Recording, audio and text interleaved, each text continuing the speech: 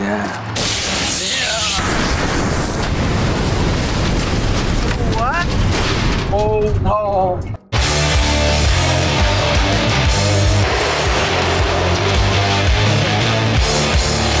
LiftedChucks.com has the juice. Super close. This is where you're gonna have success. You see what I'm saying right now? If look, their knees could almost touch right here. This is where you want to be, Du Plessis. You want to be in a position where you're allowing this man to throw hands, because he leaves his hips behind. What's up, everybody? Welcome to this episode of Fight Feedback. I'm your host, Henry Cejudo, aka Triple C, and on today's episode of Fight Feedback, I'm going to be going over, that's right, the DDP, Dricus Du Plessis. That's right, with a silent S at the very end. Again, guys, I underestimate this guy. I really thought he was going to lose against Robert Whittaker. Guys, did he prove me wrong? Not only did he prove me wrong, but the whole world wrong. What is that's actually going to make him successful in this match with Israel Adesanya? On today's episode of Fight Feedback, again, guys, it's a special edition where I'm literally going to be giving this man the actual game plan on what is that he needs to do to be able to take out Israel Adesanya. Anyhow, guys, this episode wouldn't be possible without our sponsor. That's right, Lifted Trucks. When you guys want a custom truck, when you guys want to be lifted, you guys may be a short king like Triple C, but when it comes to being in the street, I am the king of the jungle. Anyhow, guys, enough talk. Let's take it to the big screen. Okay, so here we have it. Robert Whittaker versus DDP. That's right. 29 to 32. He's actually fairly young, 6'1". He's only a few inches shorter than Israel Adesanya, you know, and I think this is key right here, a 76-inch reach. Let's hit the play button. Yeah. Right away, I remember watching this fight a couple weeks ago. It was, it was Robert Whittaker started off really nice. He had the right game plan of disrupting Du Plessis' patterns with the takedowns. You know, surprisingly, Whittaker was going in for the takedowns against DDP, but then this is where it could. This is where I like DDP, and this is the area where I think would be really good for him against Israel. Is anything that has to do with him being close. Little, you know, he kind of went for the headlock, but if you're able to take down a guy like Robert Whittaker in this sense, I think your probability of taking Israel they go up high. They go up very high. So that being said, like Du Plessis has a great transition of when he locks, he's going. You know, notice how he catches right here. Boom, beautiful elbow. I think he actually cuts him open. I think that was the time where he did catch him open. Yep, beautiful jab. Can we go back to that once again? Just a lead jab hand. You know how hard it is to actually hurt Robert Whittaker?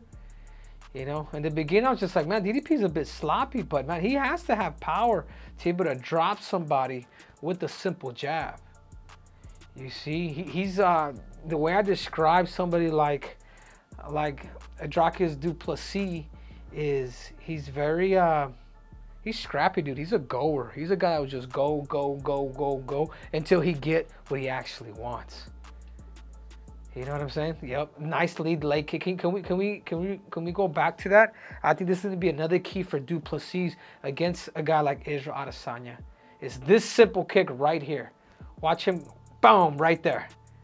Remember, Israel Adesanya, he lays super heavy on that lead leg, and him being southpaw is gonna be the key for him. Can we rewind it one more time? Because he got this a few times. Let's frame it up. I just want you guys to see it. Yeah. Bah. He was actually right-handed, and he eventually threw that calf kick on that one. Yep, that lead leg kick. It's gonna be money for him against Israel Adesanya. And again, he's just going. There's just scrap to this guy that he just brings the scrap, and he doesn't care. When he smells blood, like that South African great white shark, they're gonna go in there and they're gonna actually go in there and actually eat. You see what I'm saying? He's just raining punches right now on because he smelt it, because he was able to see the composure of Robert Whittaker. How is it that it actually changed and he went in for the kill? The great white shark of South Africa, his name is Du Plessis.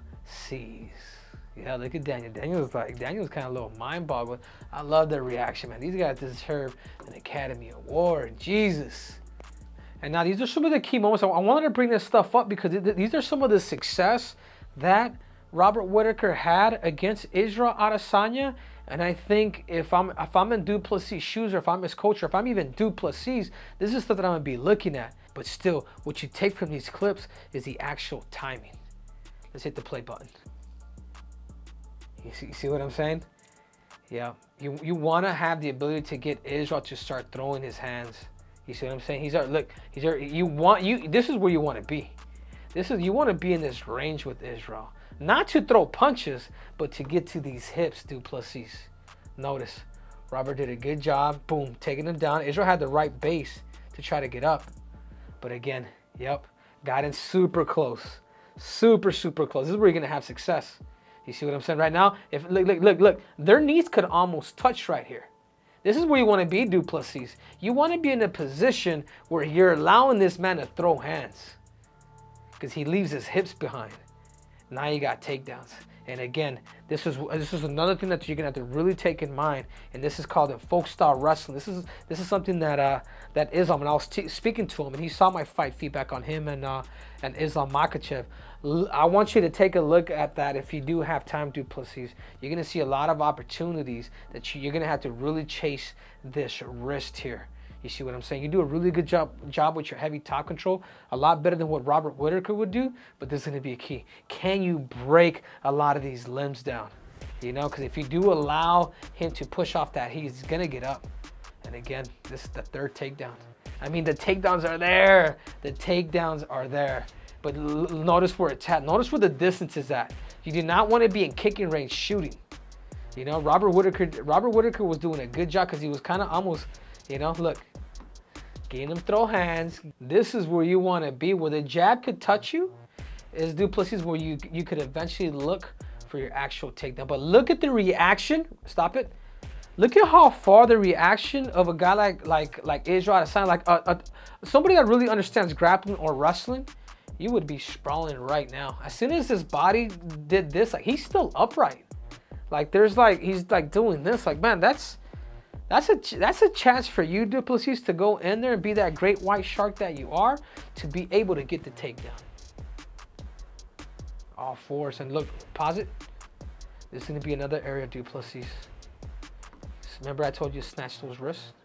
You have to snatch those wrists, man, right away. I mean, I think Robert Whittaker, if he had spent a little more time in some of these positions, I think it'd be a different fight. And a person that really had a lot of success against Israel was right here, the 5'9" middleweight. That's right, the fight-ready assassin, Kelvin Gastelum to the D-O-double-G. I mean, look at it, the shorter man. I mean, this is a fight that you really kind of want to highlight, and especially now that Kelvin is actually at fight ready. Like if he was to fight Israel now, there's a lot more wrestling involved. Yep, look at Kelvin. Kelvin's in his face the whole time. He's not letting them catch. He's not letting them catch anything. He level change, moving his head, throwing, just kind of chasing a little bit. He catches him with that left hook, stumbles him. This is where Kelvin could have really done some work here. Cause look at how he got him to go backwards. But I think in this position, if you do have him hurt, Du Plessis, let me tell you something. If you do have Israel hurt, do not go for takedowns. Finish him on your feet. Do whatever it is that you got to do, but don't make that same mistake that Kelvin did in this fight. Joe said it. Here I come with my switch 1-2 kick. Oh, beautiful! Look at Yeah, look. I didn't realize how hurt he was until I threw that left. Yeah, when you got somebody hurt here in these positions, Kelvin. So here's the thing. I'm thinking he's hurt. I'm gonna take him down and I'm gonna submit him and become the new interim. But no, obviously that didn't happen. That's one thing that I do want to say. If you do have somebody hurt, which you don't seem like a guy that you didn't go. What I loved about the Du Plessis fight, you didn't, when you had Robert Whittaker hurt, you didn't go for a takedown. You kept it on your feet, and you got to treat Israel the same way. You know, and now we have him against Darren Till. You know, against Darren Till.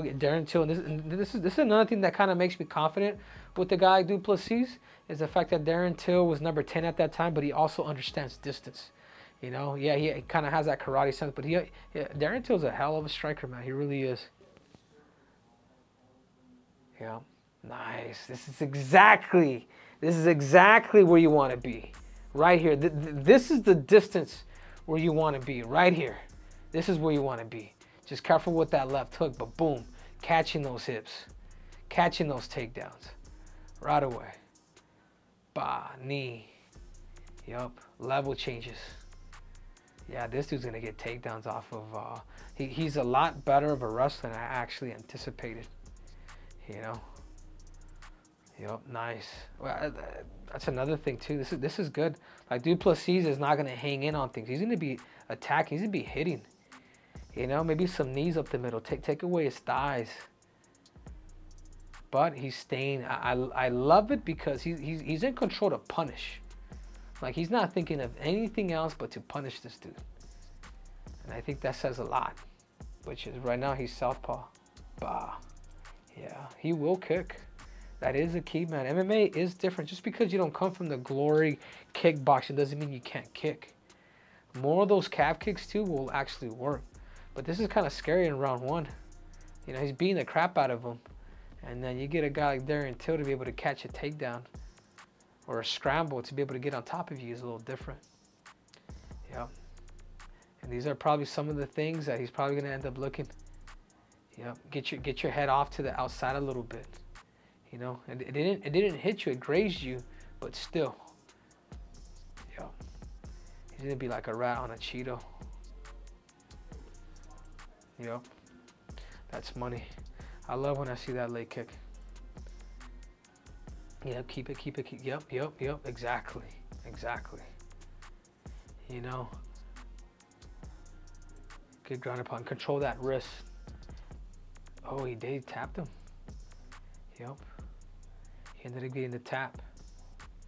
It might be a little harder for you to submit a guy like Israel Adesanya, but you're gonna have to work these positions of actually snatching wrists and putting your weight on certain limbs, like right here. Like, yeah, you did get the submission, but right here with this left arm, pause it, you're gonna have to go underneath his armpit to be able to control that wrist to suck, to pull it into you.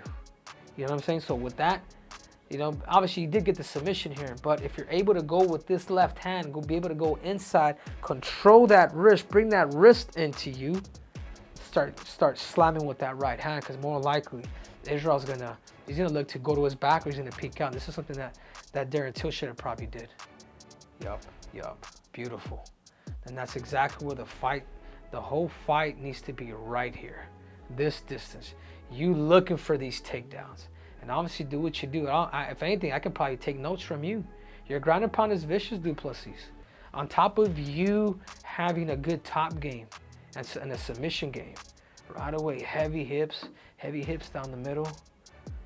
So now, guys, since I'm focusing on Du Plessis, the underdog, I mean, this is a special edition of Fight Feedback, Keys to the Underdog. I want to now give the keys to Du Plessis on what is that he needs to do in order for him to actually get the victory in this 8-week fight camp. So key to Du Plessis, what is it that he needs to do in these next 8 weeks in order for him to become victorious against the style bender, the last style bender, Israel Adesanya? My biggest thing is right here. Again, he needs create fights. You have to get Israel Adesanya to be able to throw his hands, to guess what? To look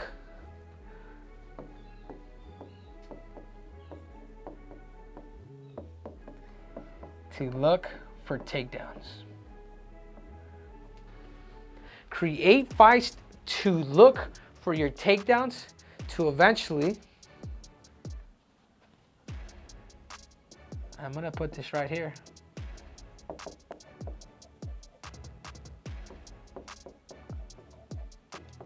And this is key right here. And I feel like, sorry man, I'm a bit, you know how you're South African, I'm a bit French too. That's the way I write. But the keys for you in this 8-week fight camp is you have to get Israel Adesanya to throw hands. So for this fight camp that you're gonna have, you know, leading up to Sydney, you gotta get your fighters to be able to kick you, and you gotta get them to be able to throw hands. But you have to be able to take that space. So number one thing to me is take the space from Israel. Get him to throw, get him to lean, get him to go back. There's a terrible habit that he does have going this way. The more you're able to get Israel to lean back, the more likely you're gonna have the ability to actually get those takedowns. But you need to find a way to create fights. So there's two things: you take distance,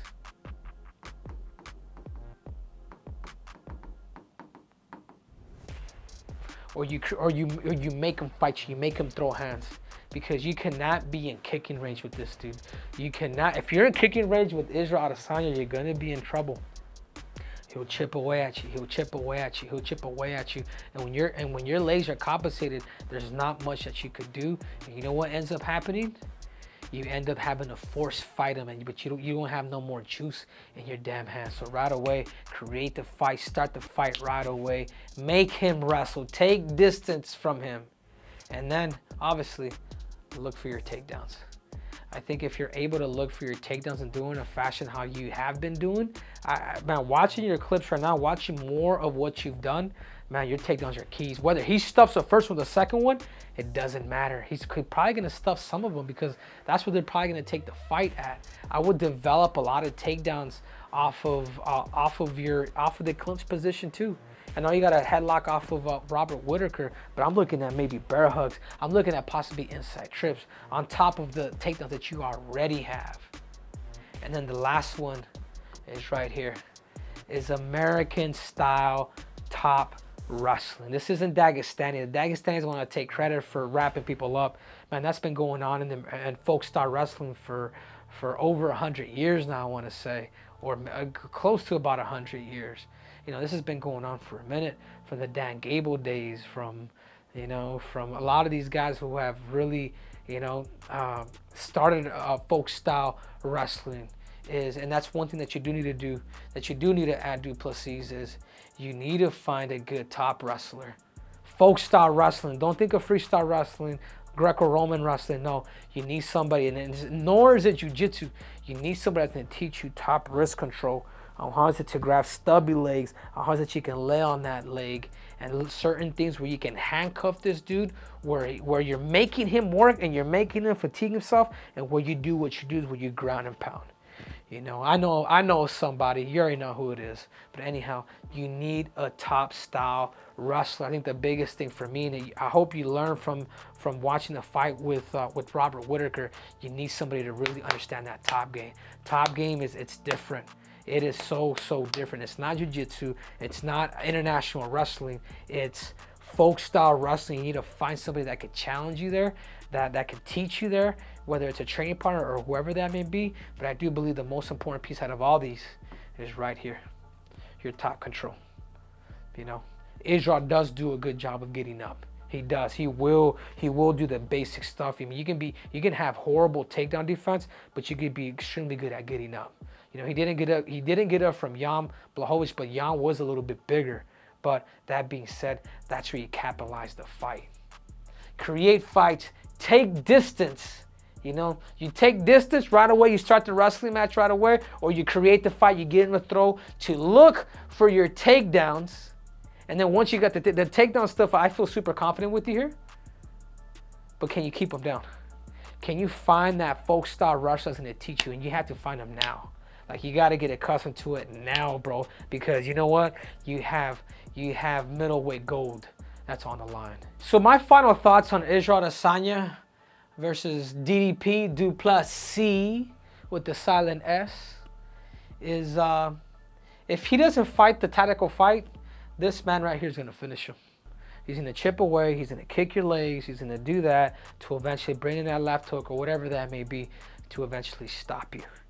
You see, tactically, Du Plessis, if you stay in that kicking range, it's only to take a few kicks and that's it. This dude gets going. You got to take that kick from him. That's the only way that you're eventually going to beat a guy like Israel Adesanya. Israel Adesanya is probably going to do the same thing. He's going to fight everybody the same because he's super good at it. He's going to be in his stance. Boom, he's going to kick you.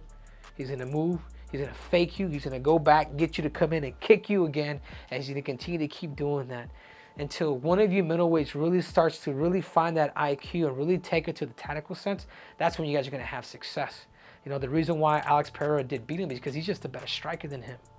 You know, he leans, Israel Adesanya leans very super heavy on that lead leg. And that's another thing that you do very well, Du Plessis, is you got alpha southpaw. Whenever it is that you go southpaw, you do got that lead leg kick, which is perfect. You know, hit those a couple times. You know, you're going to test his power out. You go southpaw, there's a couple options that Israel is going to have. That inside leg, or he's going to go to the body. But he also does, even if you are southpaw, Israel will go lead leg too. So this is why, if you're not kicking, you should be wrestling. So again, these are my final thoughts for Du Plessis in this 8-week fight camp. If I was to get ready, these are the areas and these are the keys that I would do, and I would be very, very specific with them, where you're giving attention to these things every single day. So that's it, guys. That's all I got for Israel Adesanya versus Du Plessis.